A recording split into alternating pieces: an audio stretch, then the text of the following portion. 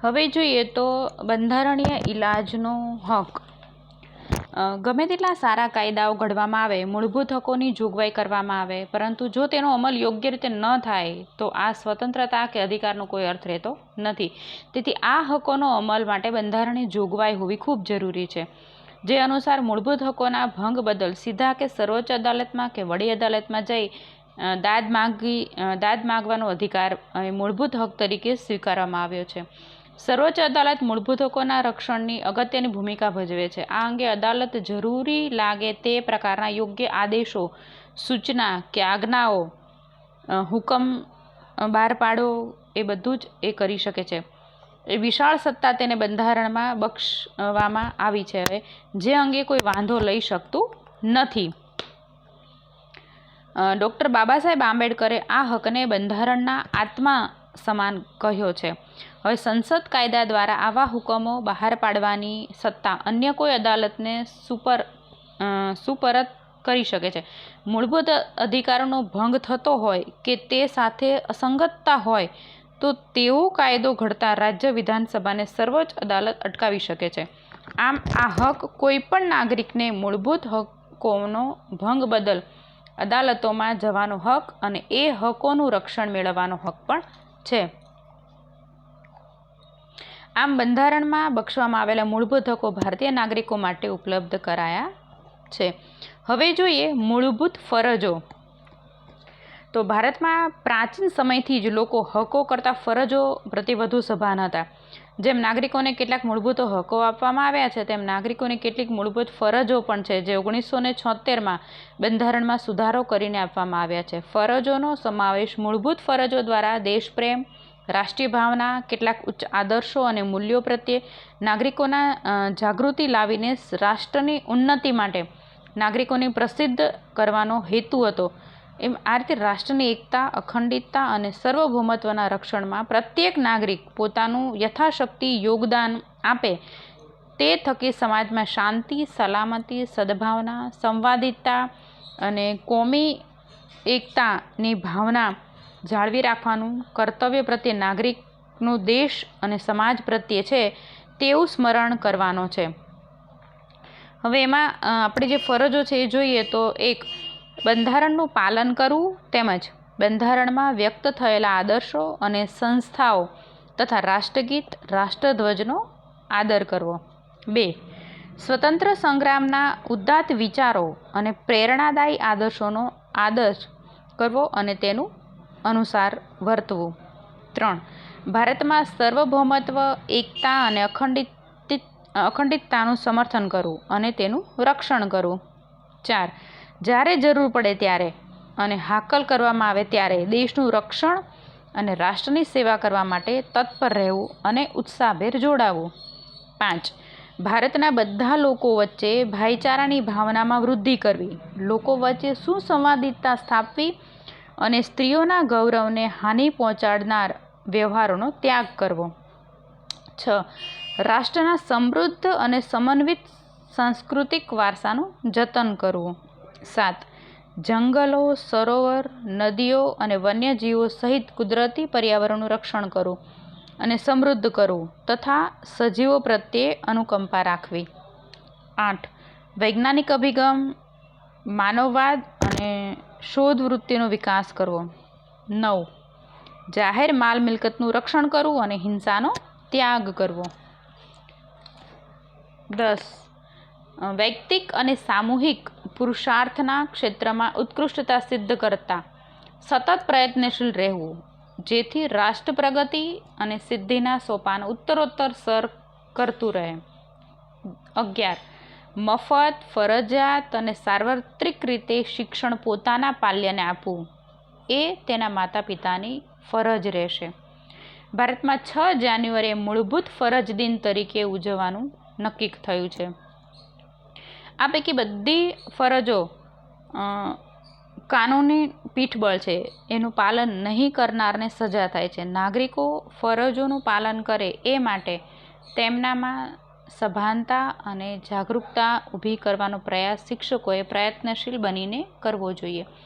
સમાજમાં પ્રવર્તા કેટલાક સામાજિક દૂષણો કે અનિષ્ટો જેવા કે અસ્પૃશ્યતા, વેઠ પ્રથા, બાળમજૂરી, સ્ત્રી શોષણ, જાતીય સતામણી, દહેજ પ્રથા, સ્ત્રી ભ્રૂણ હત્યા, કુરિવાજો, અંધશ્રદ્ધા, વહેમ સદંતર નાબૂદ થાય એ જોવાની જવાબદારી અને ફરજ નાગરિક તરીકે આપણી છે.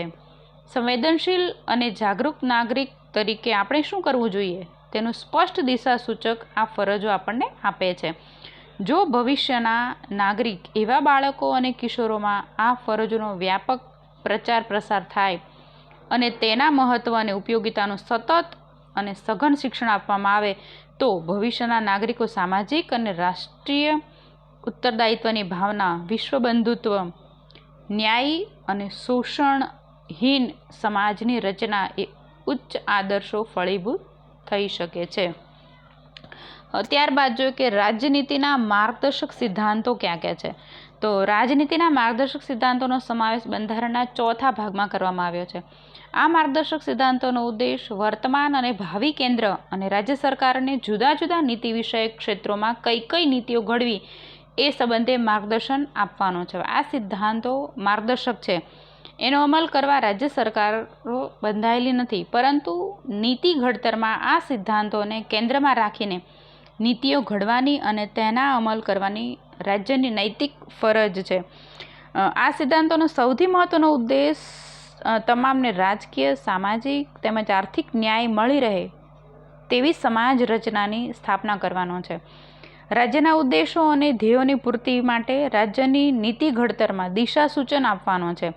ન્યાયતંત્ર દ્વારા આ સિદ્ધાંતોનો અમલ કરવાની જોગવાઈ બંધારણમાં નથી. આ મૂળભૂત સિદ્ધાંતોની આપણને કોઈ કાનૂની અધિકાર પ્રાપ્ત થતા નથી કે તેનાથી કોઈ કાનૂની પીઠબળ પણ મળતું નથી કે કાનૂની ઉપાયો પ્રાપ્ત થતા નથી.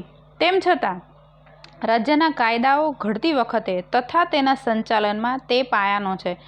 કેટલાક હકોનો સમાવેશ બંધારણમાં મૂળભૂત હકોમાં સમાવેશ કર્યો છે જે તત્કાળ આપી શકાય તેવા હતા, પરંતુ બીજા ઘણા હકોનો સમાવેશ રાજ્યનીતિના માર્ગદર્શક સિદ્ધાંતોમાં કરવામાં આવ્યો છે. જેમ કે રાજ્ય વ્યવસ્થા સદ્ધર અને મજબૂત બનતી જાય તેમ તેમ ભવિષ્યમાં આ હકો આપતા જવાનો વિચાર બંધારણ સભાનો હતો. ડૉક્ટર બાબા સાહેબ આંબેડકરે તેનું મહત્ત્વ દર્શાવતા તેને દેશના શાસનના તેઓ પાયારૂપ સિદ્ધાંતો છે એવું જણાવ્યું હતું. આપણા બંધારણમાં રાજકીય લોકશાહી સ્થાપવાનો આપણે પ્રયાસ કર્યો છે, પરંતુ સામાજિક અને આર્થિક લોકશાહીની સ્થાપના વિના રાજકીય લોકશાહી અધૂરી છે. આ માર્ગદર્શક સિદ્ધાંતો વિવિધ વિભાગોમાં દર્શાવીને જાણકારી મેળવીએ તો સૌથી પહેલું જો આર્થિક નીતિનો સંદર્ભે સિદ્ધાંતમાં જોઈએ તો પહેલું છે સૌ નાગરિકનું મહત્તમ કલ્યાણ અને શ્રેય સધાય એ રીતે સમાજમાં ભૌતિક સંશોધનોની માલિકી અને અંકુશનું વિતરણ કરવું. 2. સંપત્તિ અને ઉત્પાદનમાં સાધનોનું કોઈ ચોક્કસ સમૂહ કે વર્ગોમાં કેન્દ્રીયકરણ ન થાય એવી વ્યવસ્થા રચવા રાજ્ય પ્રયાસ કરશે. 3. પુરુષો અને સ્ત્રીઓને સમાન કામ માટે સમાન વેતન મળે એવા રાજ્યના પ્રયાસ હોવા જોઈએ. 4. કામના સ્થળે તમામ કામદારોનું આરોગ્ય જળવાઈ રહે તેવી માનવીય પરિસ્થિતિનું સર્જન કરવું. સ્ત્રી પુરુષો અને કુમળી વયના બાળકોનું આર્થિક મજબૂરીના કારણે આરોગ્ય કથળે એવા કામધંધા કે બિન આરોગ્યપ્રદ સ્થળોએ જોખમી કાર્યો કરવા ન પડે. 5. ઔદ્યોગિક એકમોના સંચાલનમાં કામદારોની સહભાગિતા માટે રાજ્ય પ્રયાસ કરશે. 6. જોઈએ તો બાળકોને આર્થિક લાચારીના કારણે તેમનું કોઈ પણ પ્રકારે શોષણ ન થાય તથા તે સ્વસ્થ અને સ્વતંત્ર રીતે ગૌરવપ્રદ સ્થિતિમાં તંદુરસ્ત વિકાસ સાધે તે માટે જરૂરી તકો અને સવલતો ઊભી કરવા માટે રાજ્ય ખાસ પગલાં ભરશે. ત્યાર પછી સ્ત્રીઓને પ્રસૂતિ સમયે જરૂરી રજાઓ તથા રાહત પૂરી પાડવામાં આવે. કામદાર રાજ્ય વીમા ધારો, બોનસ ધારો, પ્રસૂતિની રજાઓનો ધારો, ગ્રેચ્યુટી ધારો વગેરે કાયદાઓ માનવીય ધોરણે મળે તેવા ઉદ્દેશથી ઘડવામાં આવ્યા છે. ત્યારબાદ કૃષિ અને પશુપાલનનો આધુનિક અને વૈજ્ઞાનિક ધોરણે વિકાસ થાય તેવી વ્યવસ્થા કરવાનો પ્રયત્ન રાજ્ય કરશે. ગાયો, વાછરડાઓ, અન્ય દુબળા પ્રાણીઓ, ભારવાહક ઢોરોની ઓલાદોની જાળવણી માટે તથા બળદ, ગધેડા, ગાયોના કતલ અટકાવવાનો પ્રયાસ કરશે. રાજ્યના સૌને ન્યાયની સમાન તક મળે. આર્થિક કે અસમર્થતાઓના કારણે કોઈ પણ જરૂરિયાતમંદ નાગરિકને ન્યાય મેળવવા માટેની તકોનો ઇનકાર કરવામાં નહીં આવે તથા તેઓને મફત કાનૂની સહાય મળી રહે તેવો રાજ્ય પ્રબંધ કરે અને કાયદા ઘડશે. હવે જોઈએ તો સામાજિક નીતિઓ સંબંધિત સિદ્ધાંતો. અનુસૂચિત જાતિઓ, અનુસૂચિત જનજાતિઓ, વંચિત સમૂહો જેવા કે સમાજના નબળા વર્ગોને શૈક્ષણિક અને આર્થિક હિતોના ઉત્કૃષ્ટ માટે રાજ્યે વિશેષ પ્રયાસો કાળજીપૂર્વક કરવાના રહેશે, જેથી સામાજિક અન્યાય અને શોષણ સામે તેનું રક્ષણ મળી રહે. ભારતમાં રહેતા તમામ નાગરિકોને માટે સમાન દીવાની કાયદો ઘડવા, ન્યાય વ્યવસ્થાનું સંચાલન કરીને સૌને ન્યાય મળી રહે એ રીતે રાજ્ય પ્રયત્ન કરશે. લગ્ન વિચ્છેદ, ભરણપોષણ, સગીરો, દત્તક વિધાન, વસિયત વગેરેમાં એક સરખો દીવાની કાયદો ઘડીને સામાજિક ન્યાયની દિશામાં સરકાર પગલાં ભરશે. હમણાં જ એક આપણી સરકારે એટલે કે અદાલતે એક કાયદો લાગુ પડ્યો છે કે દીકરીઓને પણ સમાન અધિકાર મળશે. જેટલો છોકરાનો હક અને અધિકાર છે પિતાની મિલકતમાં, તેટલો જ દીકરીઓને પણ સમાન હક અને અધિકાર મળશે. તો આ રીતે રાજ્યમાં સૌ નાગરિકોને કામ કરવાનો હક પ્રાપ્ત થાય. વૃદ્ધાવસ્થા, માંદગી કે અમંગલ પ્રસંગે વિના વાંકે વેઠવી પડતી તંગીના અન્ય પ્રસંગે શિક્ષણ અને જાહેર સહાય પ્રાપ્ત થાય તે માટે અસરકારક જોગવાઈ કરશે. ત્રીજું છે રાજકીય અને વિદેશી નીતિ વિષયક સિદ્ધાંતો. તો રાજ્ય ગ્રામ્ય પંચાયતોની સ્થાપના કરવા માટે જરૂરી પગલાં ભરશે અને સમાન અધિકારોને આર્થિક સહાય આપશે. રાજ્ય સેવાઓના ન્યાયતંત્રને કારોબારીથી અલગ અને સ્વતંત્ર કરવા પગલાં ભરશે, જેથી ન્યાયાધીશોનો નિષ્પક્ષ, નિડર અને નિર્ભીક રીતે ન્યાય ચૂકવી શકે. ત્રીજું છે આંતરરાષ્ટ્રીય શાંતિ, સલામતી અને ઉન્નતિ માટે રાષ્ટ્રો વચ્ચે ન્યાય અને સમાનપૂર્વકતા સંબંધો જાળવવા માટે આંતરરાષ્ટ્રીય કાયદાઓ અને સંધિઓને લગતી ફરજો પ્રત્યેનો આદર ધરાવવા અને આંતરરાષ્ટ્રીય મતભેદો અને તકરારી પ્રશ્નોનું લવાદ દ્વારા શાંતિમય નિરાકરણ લાવવાનો પ્રયત્ન રાજ્ય કરશે અને એ બાબતોને અગ્રિમ પ્રોત્સાહન આપશે. હવે જો શૈક્ષણિક અને સાંસ્કૃતિક નીતિ સંબંધિત સિદ્ધાંતો. તો 14 વર્ષથી ઉંમર સુધીના તમામ બાળકોને બંધારણના આરંભ થયાના 10 વર્ષની અંદર મફત અને ફરજિયાત શિક્ષણ પ્રાપ્ત થાય છે એ માટે રાજ્ય પ્રયાસ કરશે. રાષ્ટ્રીય મહત્વ તરીકે જાહેર કરાયેલી દરેક કલાત્મક અને ઐતિહાસિક મહત્વ ધરાવતા સ્મારકો, સ્થળો, કલાકૃતિઓ, ઇમારતોનું, પદાર્થોનું યથાપ્રસંગ લૂંટફાટ, બગાડ, વિકૃતિ, સ્થળાંતર, નિકાલ કે તેનો નાશ થતાં અટકાવવાનો અને રક્ષણ કરવાની રાજ્યની ફરજ રહેશે. રાષ્ટ્રના સાંસ્કૃતિક અને ઐતિહાસિક વારસાનું યોગ્ય રીતે જતન થાય તે જોવાનો ઉદ્દેશ પણ છે. આ રીતે શૈક્ષણિક અને સાંસ્કૃતિક નીતિનો સિદ્ધાંત અમલમાં કરવામાં આવ્યો છે.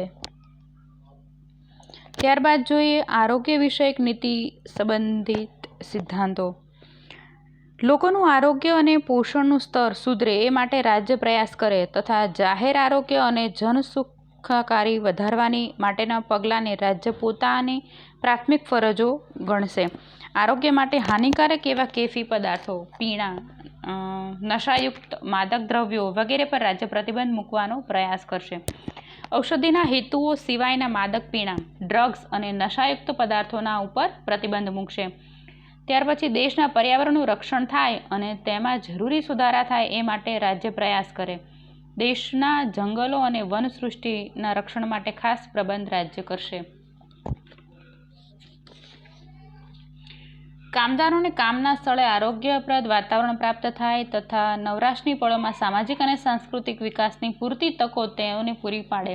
આમ માનસિક તંદુરસ્તી બક્ષવા માટે મનોરંજનની સુવિધા મળી રહે તેવા પ્રયત્નો રાજ્યને કરવા જણાવેલ છે. આમ રાજનીતિના માર્ગદર્શક સિદ્ધાંતો હેતુ એવી સમાજ વ્યવસ્થા અને રાજ્ય વ્યવસ્થા ઊભી કરવાની છે જેમાં શક્ય હોય એટલું સત્તાનું વિકેન્દ્રીકરણ થાય, ધાર્મિક કે જ્ઞાતિ આધારિત ભેદભાવ રહિત ની રાજ્ય વ્યવસ્થામાં સમાનતામૂલક, શોષણ મુક્ત અને કલ્યાણકારી સમાજ વ્યવસ્થા અને અર્થવ્યવસ્થા સ્થાપવાનો ઉદ્દેશ છે.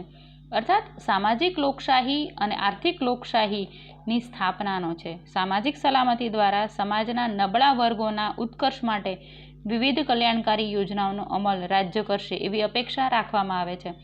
લોકશાહી કેવળ રાજકીય ક્ષેત્રે પૂરતી સીમિત ન રહે પણ સામાજિક અને આર્થિક ક્ષેત્ર સુધી તેનું વિસ્તરણ થવું જોઈએ, જે થકી શોષણ અને અન્યાય મુક્ત એવી સમાનતામૂલક ન્યાયી સમાજ વ્યવસ્થાનું સ્વપ્ન સાકાર કરવાની જવાબદારી રાજ્ય સરકારને શિરે મૂકવામાં આવી છે. તો મૂળભૂત હકો રાજ્યની સત્તાને મર્યાદિત કરે છે, જ્યારે રાજનીતિના માર્ગદર્શક સિદ્ધાંતો રાજ્યની સત્તાને વિસ્તારે છે. મૂળભૂત હકો રાજકીય લોકશાહી સ્થાપે છે, જ્યારે સિદ્ધાંતો સામાજિક અને આર્થિક લોકશાહી સ્થાપવાનું ધ્યેય ધરાવે છે. તેમની વચ્ચે કોઈ વિરોધ નથી, તેઓ એકબીજાને પૂરક છે. તો આ રીતે આપણે અહીંયા પાઠ પૂરો કરીએ છીએ અને સ્વાધ્યાયના પ્રશ્નો તમારે તમારી નોટમાં લખી દેવાના રહેશે. આ ઉપરાંત હું જે વર્કશીટ મોકલું છું તમને એ પણ તમારે તમારી નોટમાં લખવાની રહેશે.